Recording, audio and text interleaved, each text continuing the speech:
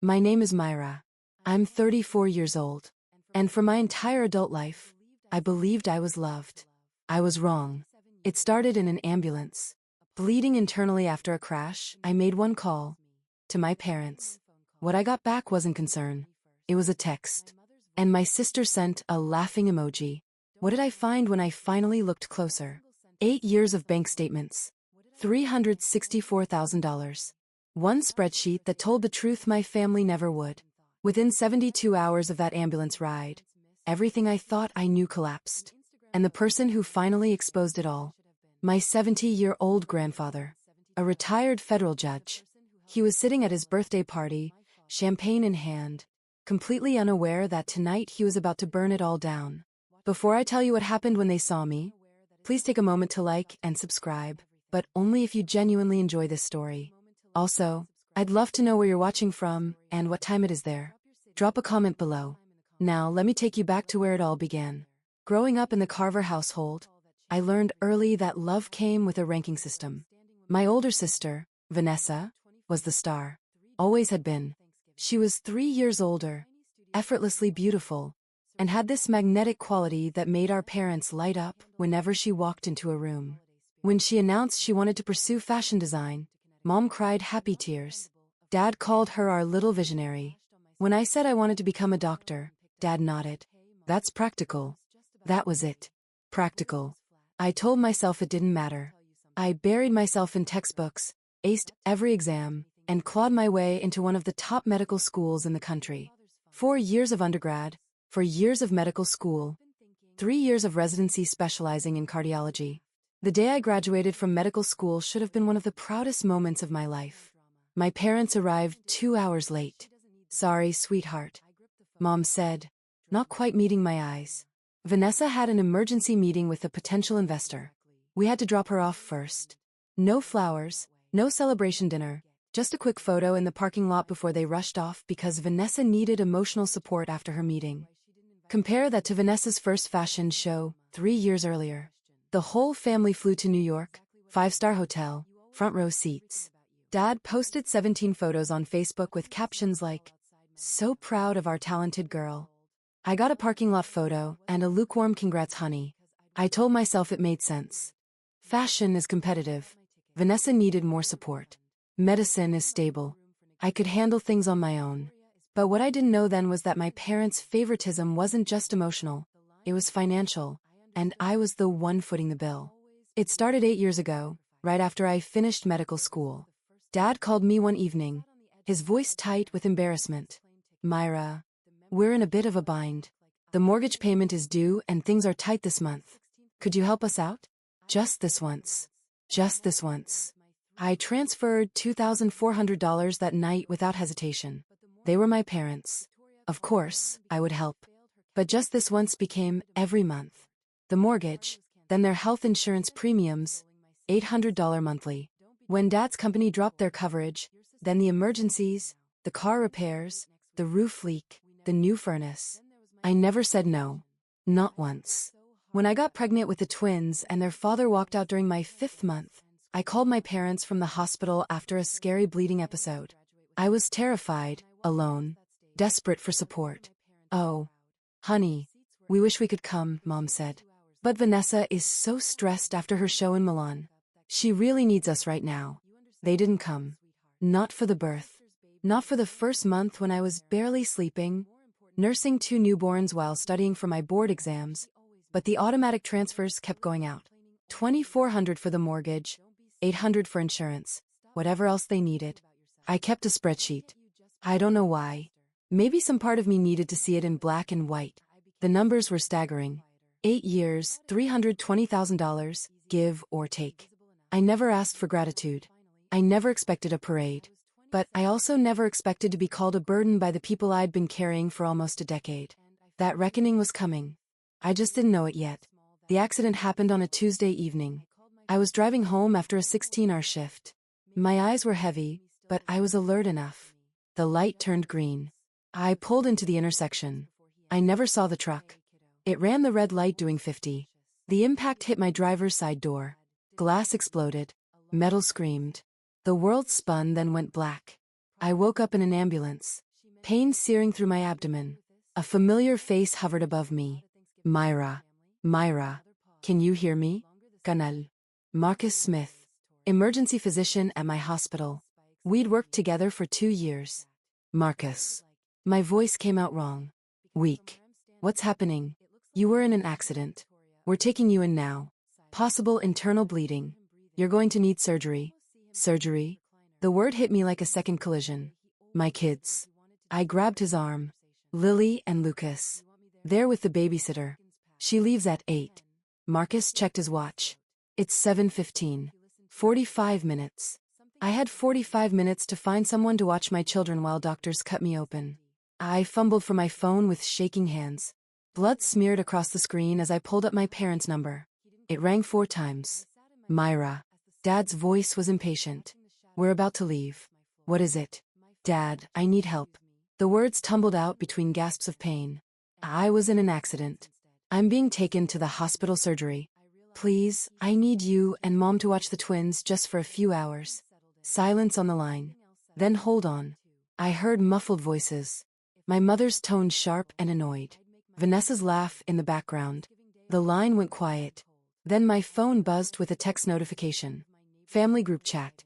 The message was from my mother. Myra, you've always been a nuisance and a burden. We have Taylor Swift tickets with Vanessa tonight. We've been planning this for months. Figure it out yourself. I read it twice, 3 times. The words didn't change. A second message appeared from Dad. You're a doctor. You're used to hospitals. Don't make this into a bigger deal than it needs to be. Then Vanessa. Not words. Just a laughing emoji. That was it. That was all I was worth to them. A laughing emoji while I lay bleeding in an ambulance. Marcus was watching me. I didn't realize he could see my screen until he spoke. Myra. His voice was careful. What did they say? I couldn't answer. Something had cracked open inside me. And it wasn't just the internal bleeding. I need a phone, I whispered. A phone with internet. Minasdin. He handed me his without question. I Googled emergency nanny services, found one with 24-hour availability, called, explained the situation in clipped professional sentences. Yes, I would pay triple the rate. Yes, I would provide the babysitter's contact for handoff instructions. Yes, I authorized payment immediately. It was done in 4 minutes. Marcus was still watching me when I handed back his phone. He didn't say anything. He didn't have to. Can you screenshot those messages? I asked from my phone before it dies. He nodded slowly. Yeah, I can do that. I closed my eyes as the ambulance pulled into the hospital bay. The pain was overwhelming now, but it wasn't coming from my abdomen anymore. From that hospital bed, with N4 in my arm and fear in my heart, I made the easiest decision of my life. The surgery took 4 hours. Ruptured spleen, internal bleeding. Another few minutes and I might not have made it. I spent 5 days in the hospital, 5 days of 4 drips, morphine haze, and nurses checking my vitals every few hours. Not one call from my parents, not one text, not one visit. The emergency nanny service was expensive, but worth every penny. They coordinated with my regular sitter, kept Lily and Lucas safe and fed, sent me daily photo updates. Strangers took better care of my situation than my own family. On day 3, I asked the nurse for my laptop. Are you sure you're up for it? She asked. You should be resting. I need to take care of something. My hands were steady as I logged into my banking app.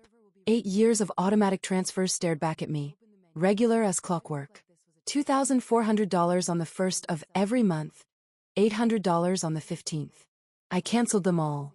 Then I opened my phone settings, blocked my father's number, my mother's, Vanessa's. There was no dramatic moment, no tears, no second guessing. It felt like setting down a weight I'd been carrying so long I'd forgotten it was there. Marcus stopped by later that afternoon. He checked on me every day, bringing coffee and quiet company. How are you feeling? He asked. I looked up at him. And for the first time in years, I told the truth. Better. For the first time in 8 years, I actually feel better. He didn't push for details. He just nodded like he understood. I knew the fallout was coming. My parents would notice the missing money. They would rage and cry and demand explanations. But I didn't expect what came next. 2 weeks after my surgery, I was finally home, moving slowly, still sore, but alive. It was a Saturday morning. I was making pancakes for Lily and Lucas, their favorite weekend treat. The kitchen smelled like butter and maple syrup. Lucas was trying to stack his toy blocks. Lily was helping by knocking them down. Then came the knock. 3 sharp raps on my front door. I wiped my hands on a dish towel, my heart rate spiking. If it was my parents, I wasn't ready. I didn't know if I'd ever be ready. I looked through the peephole and my breath caught. Standing on my doorstep was a tall man in his 70s. Silver hair, neatly combed, sharp blue eyes that I remembered from childhood. A posture that still carried the authority of 40 years on the federal bench. Grandpa Thomas. I hadn't seen him in almost 3 years. My parents always had excuses for why we couldn't visit. Too busy, too far, too inconvenient. I opened the door, and he pulled me into a hug so tight it made my surgical incision ache. Myra. His voice was rough. Let me look at you. He pulled back, his eyes scanning my face, then dropping to where my hand rested protectively over my abdomen. I know everything, he said quietly. Eleanor told me. Aunt Eleanor, my mother's younger sister, the only person in the family who'd ever openly questioned how my parents treated me. Grandpa, I don't. He held up a hand. You don't need to explain anything, but I do need you to come somewhere with me. He reached into his jacket and pulled out an envelope, cream-colored, elegant, formal. An invitation. My 70th birthday party next Saturday. The whole family will be there. His eyes met mine, and I have some things that need to be said. Grandpa Thomas sat at my kitchen table, watching Lily and Lucas with a soft smile. They'd taken to him immediately, showing off their toys, demanding his attention. He gave it freely. They look just like you did at that age, he said. Same stubborn chin. I sat down 2 cups of coffee and took the seat across from him. Grandpa, how did you find out about the accident? About everything? Eleanor called me the night it happened. He wrapped his hands around the mug. She'd heard through one of your cousins when she told me what your parents did. He stopped, jaw tightening. I've watched this for years, Myra. The way Helen and Richard treat you versus Vanessa. I'm old, but I'm not blind. I stared at my coffee. I thought maybe I was imagining it, making it bigger than it was. You weren't. His voice carried the weight of a man who'd spent decades separating truth from lies. I was a federal judge for 40 years. I know how to read people. I know what favoritism looks like, what exploitation looks like. He leaned forward. Tell me something. Do you still have records of the money you've sent them? I nodded slowly. Every transfer, 8 years. Good. He sat back. I want you to put together a summary. Every payment, every date, every amount. Why? Because at my birthday party, in front of the entire family, I intend for the truth to come out. His eyes were still, not as an attack, not as revenge, simply as facts. And facts, as I learned in 40 years on the bench, have a way of speaking for themselves. My hands trembled around my mug. What if they hate me? The ones who matter won't. He reached across and squeezed my hand. And the ones who do never deserved you. The next 2 weeks were a blur of preparation. I printed every bank statement, every transfer confirmation. 8 years of financial records organized chronologically, bound in a plain manila folder. Looking at it all together was staggering. Month after month, year after year, a river of money flowing one direction. Aunt Eleanor came over 3 days before the party. She was 55, sharp-tonged, and had always been the black sheep of the family for refusing to pretend everything was fine. She flipped through the folder, her expression darkening with each page. $360,000, she said flatly. Myra, do you understand what this is? I know. This is more than most people make in 7 years of full-time work. She set down the folder. And they called you a burden. I pressed my palms against the kitchen counter. I don't want to destroy the family, Aunt Eleanor. I just want them to see, to acknowledge what I've done. You're not destroying anything. She stood and put her hand on my shoulder. You're just stopping the lie. They built their comfortable life on your silence. You're not obligated to keep giving them that. I nodded, though my stomach churned with anxiety. What if everyone takes their side? Some might. Family is complicated. She shrugged. But your grandfather has a lot of influence. And more importantly, you have the truth. That evening, I got a text from a cousin I barely spoke to. Heard you and your parents had a falling out.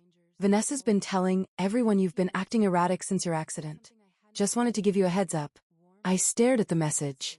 They were already spinning the narrative, painting me as unstable, preparing their defense before I even arrived. I hadn't wanted a fight, but it seemed they were bringing one anyway.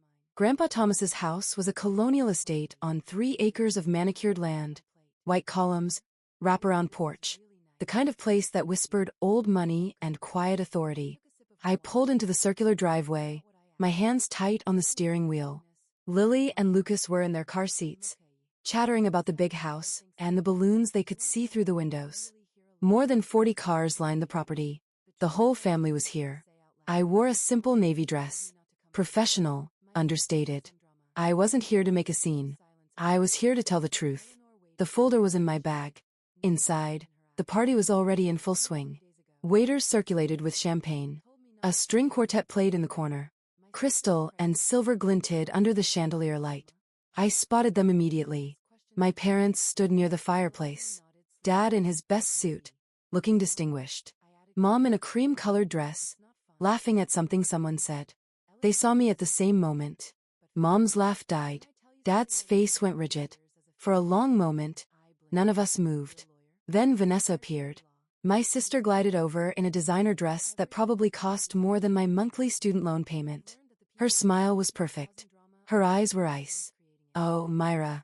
She kissed my cheek. "You made it. We heard about your accident. Nothing too serious, I hope." I met her gaze steadily. A ruptured spleen and internal bleeding. I almost died. Her smile flickered. Mom said it was just a fender bender. Mom wasn't there. I shifted Lucas to my other hip. "None of you were." Vanessa's composure cracked for just a second. Then she recovered, patting my arm with false sympathy. "Well, you look fine now. That's what matters." She drifted away, but I felt the first rumble of thunder. This was only the beginning. The attack came 30 minutes into the party. I was getting fruit punch for the twins when I heard Vanessa's voice deliberately loud carrying across the room. "I'm so worried about Myra, honestly." She was talking to a cluster of aunts and cousins near the dessert table. The accident really affected her. She's been saying the strangest things. Cut off all contact with Mom and Dad for no reason. I kept my back turned, but every word landed like a small knife. Mom joined in, dabbing her eyes with a handkerchief. "We've tried everything. Calls, texts, she won't respond. I think she's having some kind of breakdown." "Poor thing," someone murmured. "She's always been the sensitive one," Vanessa added. "Remember how dramatic she was as a teenager? I think the stress of being a single mom has just been too much." I felt eyes on me, pitying looks, whispered concerns. I said nothing, just handed Lucas his juice cup and smoothed Lily's hair. Aunt Eleanor appeared at my side, her voice low and furious. "They've been laying groundwork all week, calling relatives, planting seeds. They know something's coming, and they're trying to discredit you first." "I know. Are you okay?" I looked across the room at my grandfather. He was watching the scene with an unreadable expression. A glass of whiskey in his hand. He gave me the smallest nod. "I'm fine," I told Eleanor. "Let them talk." The room quieted suddenly. Someone clinked to glass. Grandpa Thomas rose from his chair. At 70, he still commanded attention like the courtroom judge he'd been for 4 decades. Every eye in the room turned to him. "Before we continue with the festivities," he said, his voice carrying effortlessly, "I have a few things I'd like to say." The air changed. This was it. "Okay, I need to pause here for a second. Before Grandpa reveals what he knows, I want to ask you something. Have you ever been in a situation where someone tried to rewrite the truth about you? Where they painted you as the crazy one just because you finally stood up for yourself?" Drop a comment and share your story, or just type truth if you've been there. And if you're enjoying this, please hit that like button. Trust me, what happens next is worth staying for. Now, back to the party. Before Grandpa could continue, my father stepped forward. "Dad, wait." His voice was controlled, but I could see the tension in his jaw. "Before you say anything, there's something the family should know." Grandpa raised an eyebrow. "Richard." Dad turned to face the room. Every inch the concerned parent. "As many of you may have heard, my daughter Myra has been going through a difficult time." He gestured toward me with a sad smile. "After her accident, she's been confused, distant. She's cut off contact with her mother and me completely." Mom stepped up beside him, still clutching that handkerchief. "We've only ever wanted the best for her," she said, her voice trembling. "But she's been spreading terrible lies about us, saying we abandoned her, that we don't love her." The room was silent. I felt 40 pairs of eyes boring into me. "We've tried to be patient," Dad continued, "but it's been heartbreaking. We gave that girl everything. Everything," Vanessa added, her piece from across the room. "She's even been claiming we refused to help her during her accident, which is absolutely not true. There must be some kind of misunderstanding." Someone near me let out a sympathetic murmur. "The poor things." I stood frozen. Lily had buried her face in my neck, sensing the tension. Myra, an aunt I barely knew, approached me. "Honey, is everything okay? Your parents are so worried about you." I opened my mouth to respond, but no words came. Then Grandpa Thomas's voice cut through the room like a gavel. "Are you finished, Richard?"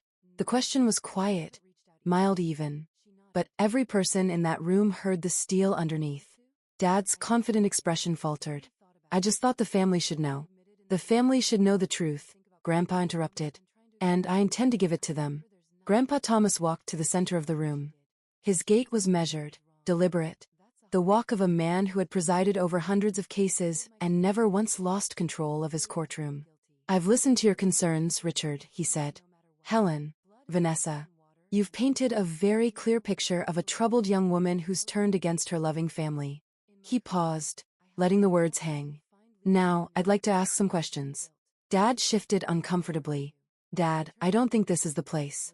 "This is exactly the place." Grandpa's voice didn't rise, but it hardened. "This is family, and families should know the truth about each other." He turned to my father. "Richard, a simple question. Who's been paying the mortgage on your house for the past 8 years?" The color drained from Dad's face. "What? Your mortgage? $2,400 a month for 8 years. Who's been paying it?" Dad's eyes darted to Mom. "We pay our own mortgage. Do you?" Grandpa reached into his jacket pocket and pulled out a folder. "My folder. Because I have here a complete record of bank transfers from Myra's account to your mortgage company every month for 96 consecutive months." A murmur rippled through the room. That's a misunderstanding," Mom stammered. Myra offered. "We never asked." "I'm not suggesting you held a gun to her head," Grandpa said calmly. "I'm simply establishing facts." He opened the folder. "Let me share some numbers with the family. I think they'll find them illuminating." Across the room, Vanessa had gone pale. Dad's hands were clenched at his sides. Mom looked like she might faint. And I stood there holding my children, my heart pounding as the truth finally began to surface. 8 years, Grandpa Thomas read from the folder. "Let's break it down." The room was utterly silent.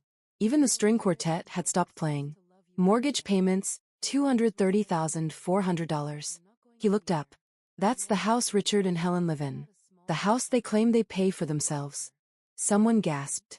"Health insurance premium $76,800. When Richard's company dropped their coverage, Myra picked up the bill. He flipped a page. "Car repairs, home maintenance, emergency expenses, approximately $45,000. Another page. "Cash gifts and financial support for Vanessa's fashion ventures, $12,000. He closed the folder. "Total $364,200, give or take." The silence was deafening. Aunt Eleanor stepped forward. "For context, everyone, that's more than most people make in 7 years of full-time work. Myra did this while completing her medical residency and raising infant twins alone." She offered. Mom's voice cracked. "We never forced her." "No one said you forced her," Grandpa replied. "But I am curious. In 8 years of receiving the support, how many times did you say thank you?" No answer. "How many times did you visit her in the hospital after her twins were born?" Still nothing. "How many times did you show up for her?" My mother started crying. Not the delicate, sympathetic tears from earlier. Real ugly sobs. "We thought she was fine," Dad said, his voice hollow. "She never complained. She always managed." "She managed," Grandpa repeated. "Because she had to. Because you taught her that her needs didn't matter." An uncle near the back shook his head. "Jesus. He. $360,000, and you called her a burden." Dad flinched like he'd been struck. But Grandpa wasn't finished. "There's one more thing the family should hear," Grandpa said. He pulled out his phone, adjusting his reading glasses. 2 months ago, Myra was in a car accident, a serious one. She was bleeding internally and being rushed to emergency surgery. From the ambulance, she called her parents. Her children were home with a babysitter who was about to leave. She needed someone to watch them for a few hours. He paused, looking directly at my parents. This is the text message she received in response. From Helen. I'll read it exactly. He cleared his throat. Myra, you've always been a nuisance and a burden. We have Taylor Swift tickets with Vanessa tonight. Figure it out yourself. The room erupted. Oh my God. Someone breathed. That's not. You're taking it out of context, Vanessa said desperately. There is no context, and Eleanor snapped. That makes abandoning your daughter during a medical emergency acceptable. We didn't know it was serious, Dad shouted. Did you ask? Grandpa's voice cut through the chaos. Did you call her back? Did you come to the hospital? Silence. The answer, for those wondering, is no, no, and no. A woman I recognized as a distant cousin stepped away from my parents, her face twisted with disgust. Several others followed. My mother was sobbing uncontrollably now. I didn't mean it like that. I was frustrated. I didn't think your daughter might die. Grandpa finished. Because you never thought about her at all. He turned to face the room. I'm not asking anyone to pass judgment. I'm simply presenting facts. What you do with them is your own choice. He looked at me finally, his eyes soft. Myra, is there anything you'd like to say? I hadn't planned to speak. I'd come here expecting Grandpa to handle everything, to let the facts speak for themselves while I stood silently in vindication. But looking around the room at my crying mother, my shell-shocked father, my sister's crumbling facade, I realized I had something to say after all. I handed Lucas to Aunt Eleanor and stepped forward. I didn't come here for revenge. My voice was steadier than I expected. I came here because Grandpa invited me, and because for 34 years, I've been living with a version of my family that wasn't real. A version where I was the strong one, the reliable one, the one who didn't need anything. I looked at my parents. I believed you when you said Vanessa needed more support because her industry was harder. When you said I could handle things on my own, I believed you and I tried to be what you needed me to be. A tear slid down my cheek, but I didn't wipe it away. But that night in the ambulance, bleeding and terrified, I finally understood. I wasn't strong to you. I was convenient. I wasn't reliable. I was exploitable. And no matter how much I gave, it would never be enough to make you see me the way you see her. Several family members had moved closer to me. An aunt touched my arm. A cousin nodded with tears in his eyes. My father started to speak. Myra, I'm not finished, he stopped. I don't hate you, I said quietly. But I can't keep pretending this is okay. I can't keep buying love that should have been free. An uncle across the room turned to my father. How could you, Richard? This whole time you've been living off your daughter, while treating her like nothing. The room was turning. I could feel it. So what now? Dad's voice was desperate. You've humiliated us in front of the whole family. Are you happy? I shook my head slowly. I'm not happy, Dad. None of this makes me happy. I took a breath. But I'm also not sorry because this isn't about humiliation. It's about honesty. For the first time in 8 years, our family knows the truth. Not your version, not Vanessa's spin. The truth. Vanessa tried once more. This is ridiculous. You're acting like we're monsters. We're your family. Families help each other. You're right. I turned to face her. Families do help each other. So, where were you when I was pregnant and alone? Where were you when I was raising newborns while studying for boards? Where were you when I was bleeding out in an ambulance? She had no answer. I looked back at my parents. From now on, I won't be sending money. Not because I can't afford it, but because financial support should be a gift, not an obligation, and it should flow both ways in a family that actually cares about each other. My mother reached toward me. Myra, please. I'm also not cutting you off forever, I continued. But I need space, real space, not a few weeks of guilt tripping followed by everything going back to normal. I need you to actually think about what you've done. And if someday you can acknowledge it, really acknowledge it, maybe we can rebuild something. I took Lucas back from Aunt Eleanor. But I won't hold my breath. A great aunt approached me, taking my hands in her weathered ones. I'm so sorry, sweetheart. I had no idea. All these years I thought you were the one who had it easy. I know, I said softly. Everyone did. That's how it was supposed to look. All right, I want to check in with you again. That moment when I finally said those words, when I chose myself for the first time, did it resonate with you? I know so many of us have been taught that family means sacrifice no matter what.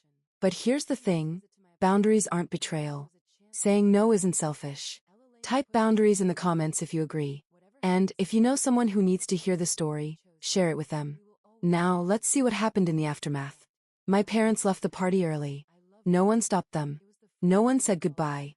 Dad helped Mom to the car while she sobbed into his shoulder. Vanessa followed with her head down, refusing to make eye contact with anyone. The silence they left behind was heavy, but not uncomfortable, more like the quiet after a storm passes. In the days that followed, the fallout was swift. My phone buzzed constantly with messages from relatives. Cousins I'd barely spoken to in years reached out to apologize. Aunts and uncles who'd always believed my parents' narrative of the perfect family were reevaluating everything. I always thought you were the difficult one. Cousin Rachel texted me. Vanessa made it sound like you pulled away for no reason. I'm so sorry I believed her. The family group chat, the one where I'd received that devastating message, went silent. Then it was deleted entirely. More significantly, my parents found themselves quietly excluded from family gatherings. When my cousin Michael had his 40th birthday 3 weeks later, they weren't invited. When Aunt Eleanor hosted Easter brunch, their names weren't on the list. No one made a formal announcement. No one declared sides. They simply stopped being welcome. My mother called me from a new number 2 weeks after the party. I let it go to voicemail. Myra, please. We need to talk. This has all been blown out of proportion. Your father is devastated. I'm devastated. Can't we just move past this? I listened to it once, then I deleted it. Forgiveness wasn't a reset button. I knew that now. It was a release for me, not for them. And I wasn't ready to release anything yet. But the financial consequences, those were just beginning. 3 months after the party, I got a call from Aunt Eleanor. They're selling the house. I set down my coffee cup. What? Your parents? They put the house on the market last week. Word is they couldn't keep up with the mortgage payments. I should have felt something. Satisfaction, vindication, maybe even guilt. Instead, I just felt tired. Where will they go? Your Uncle Frank is letting them stay in his guest house temporarily. Eleanor paused. He made it very clear it's conditional. They need to get jobs. Real jobs, not just waiting for someone else to bail them out. Jobs. My parents hadn't worked full-time in years. Dad took early retirement at 55. Mom had never worked outside the home. They'd been living off my money, and they hadn't even realized how dependent they'd become. What about Vanessa? Can't she help? Eleanor laughed. It wasn't kind. Vanessa's been drowning since her divorce. Word got out about the party. Someone in the family knows someone in fashion. She lost a major design contract. Last I heard, she's waitressing part-time. I stared out my kitchen window at Lily and Lucas playing in the backyard. I don't want them to suffer, I said quietly. I know you don't, sweetheart. That's because you're a good person. Eleanor's voice softened. But they didn't suffer for 8 years because you were supporting them. They didn't grow. They didn't learn. You stopping wasn't cruel. It was necessary. She was right. I knew she was right. That evening, I sat down with my new budget. The $3,200 I used to send my parents every month now went into a college fund for the twins. They'd never worry about student loans. They'd never carry someone else's burden the way I had. That felt like justice enough. The call came on a Tuesday night, 6 months after Grandpa's party. I was putting the twins to bed when my phone lit up with an unknown number. Normally, I'd ignore it. But something made me answer. Myra. Vanessa's voice was different, smaller. The polished confidence that had always defined her was gone. Vanessa, please don't hang up. She took a shaky breath. I know I don't deserve your time, but I need to say something. I sat down on the edge of my bed. I'm listening. I'm sorry. The words came out cracked. I'm so sorry for everything. For the way I treated you, for the things I said. For laughing at that text message when you were her voice broke. When you were dying, I laughed. What kind of person does that? I waited. I didn't know. She continued about the money. Not all of it. I knew Mom and Dad were struggling, but I thought they were managing. I didn't realize it was you. For 8 years. Myra. How did I not know? Did you ever ask? Silence. No, she whispered. I didn't because I didn't want to know. I liked being the favorite. I liked that everything came easy for me. She laughed bitterly. Nothing's easy anymore. I heard about the contract. Yeah. Turns out your reputation matters in this industry. Funny how that works. We sat in silence for a moment. I'm not asking for money, she finally said. Or forgiveness. I just wanted you to know that I see it now. What Mom and Dad did, I see all of it.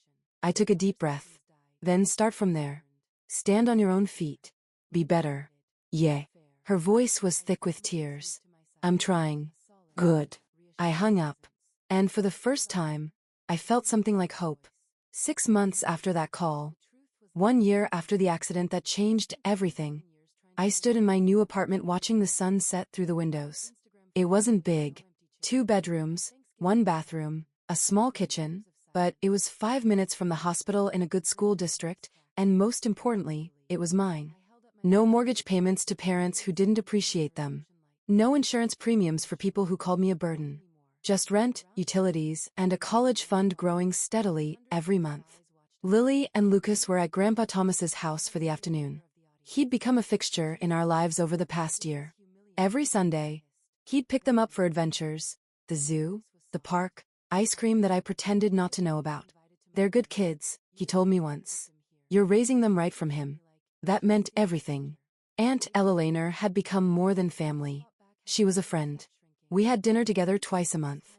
She'd help me navigate the emotional aftermath of the party, of setting boundaries, of learning to prioritize myself. You know what I admire about you? She said recently. You didn't become bitter. A lot of people would have. You had every right to. What would be the point? Iderlia. Bitterness is just drinking poison and expecting someone else to get sick. As for my parents, we hadn't spoken directly, but I knew from family whispers that they were still at Uncle Frank's. Dad had gotten a part-time job at a hardware store. Mom was doing bookkeeping for a local church. They weren't thriving, but they were surviving. Some days I wondered if they thought about me, if they missed me, if they regretted anything. But those weren't my questions to answer. I'd spent 34 years carrying their weight. It was finally time to put it down. If you've made it this far, I want to leave you with something. Not advice. I'm not qualified to tell anyone how to live their life, but maybe a reflection, a lesson I learned the hard way. For 34 years, I believed that love was something you could earn. That if I just gave enough, sacrificed enough, asked for nothing in return, eventually the people who were supposed to love me would see my value. I was wrong. Love isn't a transaction. It's not a reward for being useful. And no amount of money, time, or energy can buy something that should have been freely given from the start. The family I have now, Grandpa Thomas and Eleanor, friends like Marcus who showed up when my own parents wouldn't. They didn't love me because of what I could provide. They loved me because of who I am. That's the difference. And it took almost dying on an operating table to understand it. I don't know what happens next with my parents. Maybe someday they'll truly change. Maybe they'll reach out with genuine remorse, ready to rebuild something real. If that happens, I'll consider it. But I won't wait for it. I won't shape my life around the hope of something that may never come. My life is mine now. My energy, my resources, my love. And if the people who raised you call your self-respect betrayal, then maybe they never deserved your loyalty in the first place. To anyone out there carrying a weight that was never yours to bear, it's okay to put it down. It's okay to choose yourself. You're not selfish. You're not ungrateful. You're not a burden. You're finally free. She'd been slapped. 5 years ago, Richard continued. This young woman was sitting alone in a restaurant on Thanksgiving because her own family told her she wasn't welcome. My wife invited her to our table. We fed her. We talked to her. We treated her like a human being. He stepped closer to Linda, his voice dropping. Do you know what she told us that night? She said she couldn't remember the last time she felt like she mattered to someone. 27 years old. And she couldn't remember ever feeling wanted by her own family. Linda opened her mouth. No sound came out. We didn't steal your daughter. We just showed her what family is supposed to look like. The rest was her choice. He turned to face the gathered crowd. Now, this is my daughter's wedding day, the happiest day of her life, and I won't let anyone ruin it. He nodded to the security guards who had been standing discreetly nearby. Please escort these people out. As the guards approached, Richard put his arm around me. Tori is a Morrison now, he said quietly. And Morrisons protect their own. This is what a father sounds like. Before the security guards could lead them away, I held up my hand. Wait. Everyone froze. Linda looked at me with something like hope in her eyes. Maybe she thought I was having second thoughts. Maybe she thought I'd relent. I walked toward my biological parents, stopped an arm's length away. Mom. Dad. The words still felt strange in my mouth when directed at them. I need you to understand something. Linda's chin lifted. What? I don't hate you. Whatever she'd expected me to say, that wasn't it. I don't hate you, I repeated. I've made peace with who you are. You're not villains. You're just people who couldn't love me the way I needed to be loved. People who chose comfort over fairness. People who let one daughter become invisible so the other could shine. Robert was crying again. Linda's face was a mask. But I've also made peace with who I am. I stood straighter. And who I am is someone who deserves to be chosen. Not as a backup, not as an afterthought. Chosen first. I looked at them both. The parents I'd spent my childhood trying to please. The family I'd shrunk myself to fit into. You didn't choose me. They did. I gestured to the Morrisons. And I choose them. The room was silent. 100 guests watched this moment, and not one of them moved. Linda opened her mouth to speak. I didn't let her. I'm not erasing you from my history. I'm just not giving you a seat at my table anymore. And that's not revenge. That's just the natural consequence of your choices. I nodded to security. Goodbye, Mom. Dad. As they were escorted out, the wedding guests began to applaud. Not for the drama, for me. The rest of the wedding was everything I'd hoped for. We danced, we laughed, we cut the cake while everyone cheered. Marcus twirled me around the dance floor until I was dizzy with joy. For those few hours, I let myself forget about the confrontation and just be happy. But the next morning, my phone started blowing up. Texts from cousins I hadn't heard from in years. Messages from aunts and uncles I barely knew. The extended Thatcher family had heard about what happened at the wedding, and they had opinions. How could you do this to your mother? Family is family no matter what. You've broken your father's heart. I deleted them without responding. But then came a text from someone unexpected. My Aunt Patricia, my father's younger sister. Tori, I heard what happened. I want you to know. I'm proud of you. I stared at the screen. I always knew Linda and Victoria treated you wrong. I tried to say something once, and your mother stopped speaking to me for a year. But you deserved better. You always did. My eyes burned. I typed back. Thank you. That means more than you know.